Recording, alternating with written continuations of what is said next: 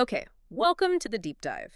Today, we're going to push past the usual cybersecurity buzzwords. We really want to give you some actionable stuff here. We've pulled the critical threats, those surprising signals, and the prevention methods that, actually work from the sources. Our mission really is to boil this down into a concise, layered defense strategy for you. And the sources, well, they immediately zero in on those familiar nightmares, right? Phishing, business email compromise.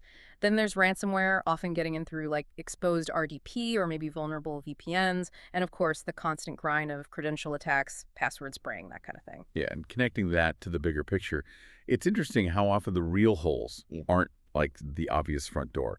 We see organizations really tripped up on, well, two main things that are maybe less obvious but have huge impact. First, supply chain and third-party exposures. If your vendor's controls are weak, Right. or worse, they push out a bad software update, suddenly your fancy firewalls don't really matter as much. That supply chain angle really shifts things, doesn't it? It's not just tech defense, it's suddenly procurement, vendor audits. I mean, if a vendor update is compromised, your own internal hygiene is kind of irrelevant at that point. Are you seeing this push more towards tech hardening, or is it really changing how companies manage vendors? It's definitely both. But Okay. there's a clear shift, yeah, towards stricter contracts, continuous monitoring of what vendors can access. And tied right into that is the second big risk, cloud misconfiguration and shadow IT. We're talking about things like public S3 buckets leaking data, or maybe identity and access management rules that are just way too broad. And then there's shadow IT employees just using SaaS apps without approval. That creates perfect, untracked ways for data to walk out the door. Okay, this is where the sources get really useful, I think. Those subtle clues intruders leave behind, like for identity. Watch for weird mail rule changes in a user's inbox. That's often step one for BEC. Also, those MFA prompts that users definitely didn't initiate. That's a big red flag. And the classic impossible travel logins. Log in from London, then 2 minutes later from Tokyo. Something's wrong.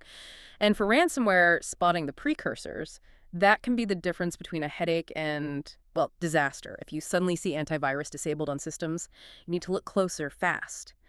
But the most telling sign, according to the sources, volume shadow dilution, VSS copies getting wiped. That's the attacker basically destroying your local safety net before they hit you with the encryption. Right. And don't overlook those big domain-wide GPO changes either.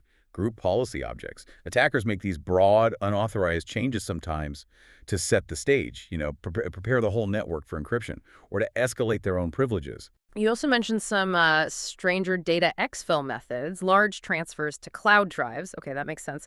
But using printers or scan to email? Wait, printers? That sounds almost quaint. Why printers? It seems like such a slow path. Well, exactly, because it's often overlooked.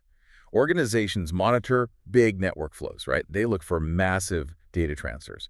But internal stuff like print jobs or scanned email, often not monitored as closely.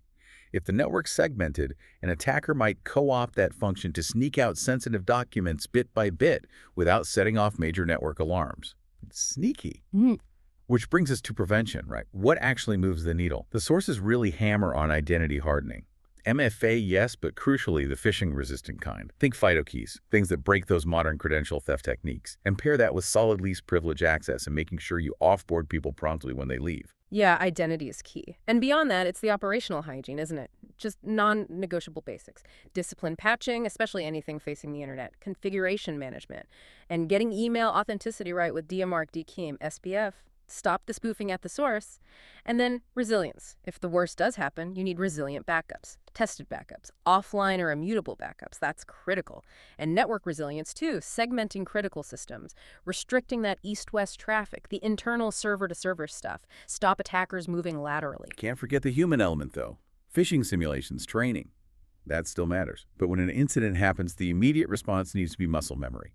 Isolate the endpoint, isolate the account, force logouts, rotate credentials, containment first, ask questions later. So yeah, if we pull it all together, the bottom line is defense in depth. It has to be layered. Tight identity, good hygiene, network resilience, trained people. That mix doesn't just make an attack less likely, it drastically reduces the impact if one does get through. Exactly. And since that final step in responding is always update playbooks and controls, here's something to think about. Considering everything we just covered, supply chain risks, printers as exfil paths, the need for better MFA, what specific part of your organization's current defenses is probably due for its next necessary immediate update, something to mull over?